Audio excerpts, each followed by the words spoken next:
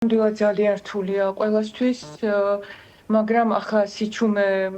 უფრო დანაშაული მგონია, იმიტომ რომ ის მოგონებები, რაც ჩვენ გვაქვს, სწორედაც ფართო საზოგადოებამდე უნდა მივიდეს, რომ იმ დროის სიყვარული გავაცოცხლოთ და გავაახლოთ, რაც ჩვენ გვაკავშირებდა ეკლესიაში პატრიარქთან, ერთმანეთთან და იმ წლებში როგორ დაიწყო ზოგადად ეკლესიის განახლება და გაცოცხლება. ზალიკოც ვიყავი 17 წელს ვიყავი, როდესაც პატრიარქი გავიცანი, 20 წელს მერე უკვე შემოსეს და სახელიც მან მიწოდა და სამთავროში დედათა მონასტერში იმ პერიოდში ხშირად სტუმრობდა ხოლმე, რაღაც კვირაში ერთხელ, ორ კვირაში ერთხელ და ესე ხშირად იკრიბებოდნენ. ერთ-ერთი მახსენდება ასეთი შეხვედრა მეუფე კალისტრატე იყო, ქუთაისის გაენათის მიტროპოლიტი და ეჯიბრებოდნენ, რომელი უფრო ლამაზი იყო, ყაზბეგი თუ თელავი და კახეთი. და მე ძალიან რთული ამოცანის წინაშე დავდექი, იმიტომ რომ მე თელავიდან ვარ, არ ვიცოდი რომელის მხარეს ყოფილიყავი და მართლა მაინტერესებდა ვინ აჯობებდა, რომელი კუთხე უფრო ლამაზია და ესეთი იყო ხოლმე ძალიან სამშობლო სიყვარული იყო ხოლმე მათ აი ამ სახალისო ისა დიალოგებში. საბოლოო ჯამში ვინ გაიმარჯვა ამ დაპირისპირებაში? თელავმა თუ ყაზბეგმა? ყაზბეგმა გაიმარჯვა კი და 20 წელს ვიყავი, როდესაც მე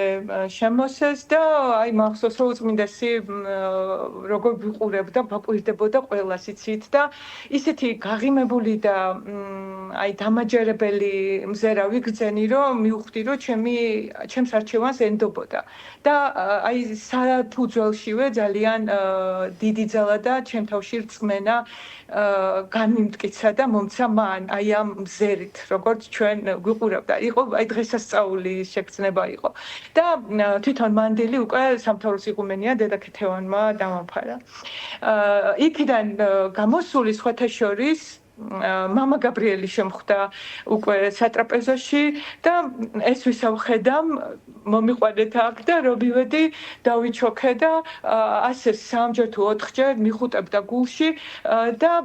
ესე რომ გამწევდა მიყურებდა იცინოდა რომ ჩამიხუტებდა მერე ტიროდა და აი მართლა ზუსტად ასეთი გზა მაქვს მე როგორც ვიცი პატრიარქს განსაკუთრებული ურთიერთობა ჰქონდა მამა გაბრიელთანაც ხო ხომ შეგიძლიათ გაიხსენოთ აი მათი ურთიერთობის დეტალები კი, აი ახლაც, როდესაც უკვე პატრიარქზე წარსულში ვსაუბრობთ, კიდე უფრო გამიცოცხლდა ეს კადრები, იმიტომ რომ ერთ-ერთი მათგანი რო ცოცხალი იყო, კიდე ისეთ დატვირ მნიშვნელობას არ ვანიჭებდი და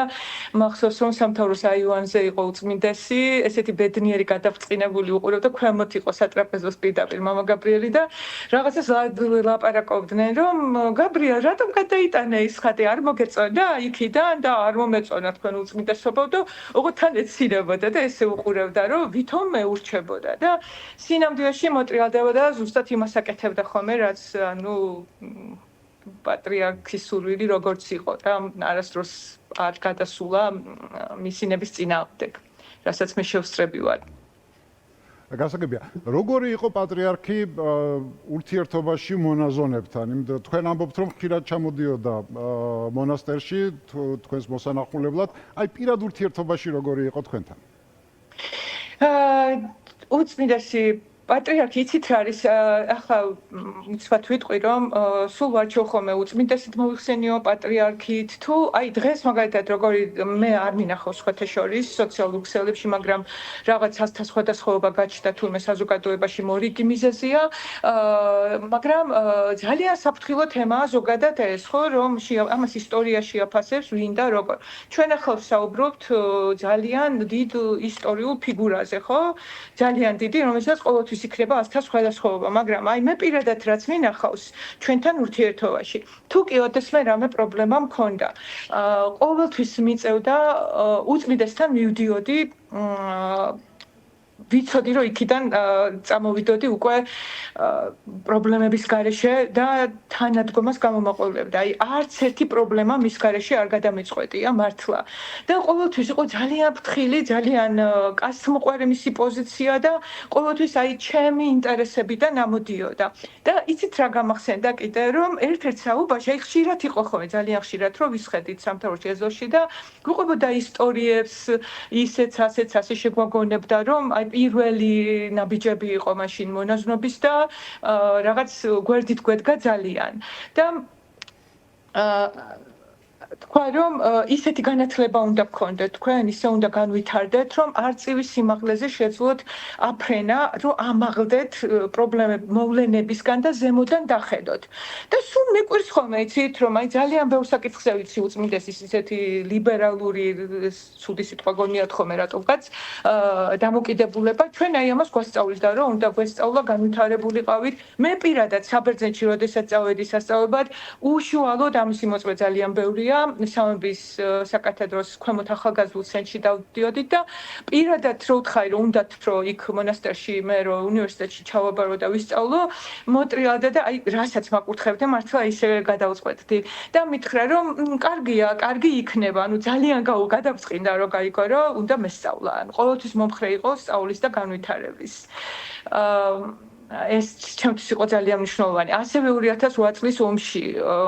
ახალი ჩამოსული ვიყავი საბერძნეთიდან და მთხოვდნენ რომ სწრაფად დაუბრუნებულიყავი უკან და ვერ დავტოვებდი ხალხს აქ ჩემებს ხო ომში და ვერ გავიქცეოდი და ის ურჩობისაც მეშინოდა მე იქ მოძღვართან. ამიტომ გადავწყვიტე პირდაპირ ისე უწმინდესთან გადამეწყვიტა ეს პრობლემა და რომ მივედი ზუსტად გამოდიოდა და ჰოსპიტალში მიდიოდა დაჭრილების მოსანახულებლად და აი პირველი თუ მეორე დღე იყო უკვე და უთხარი რომ არ მინდა უწმინდესობა წასვლა, მაგრამ თან მეშინია მეთქი ურჩობის და დარჩიო და მოკლედ მაკურთხა რომ მეც ჰოსპიტალში მეულო და ესე მასთან ერთად წავედი მეც მაშინ ჰოსპიტალში. ერთი შემთხვევა, როდესაც მე უწმინდესთან აღარ მივედი ჩემი პრობლემის გადასაჭრელად, ეს იყო ციანიდის თემა, რადგან უკვე ასე შეგეძლოთ მონაზვნებს რომ როდესაც რაღაც პრობლემა გქონდათ, აი ესე მისულიყავით პატრიარქთან პირდაპირ და თქვენი პრობლემების შესახებ მოგეცხროთ და მიგეღოთ მისგან რჩევები ან კურთხევა, ეს ანუ მარტივი იყო პატრიარქთან ასე მისვლა?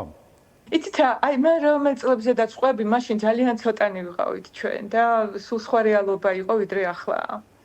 რა შეიცვალა?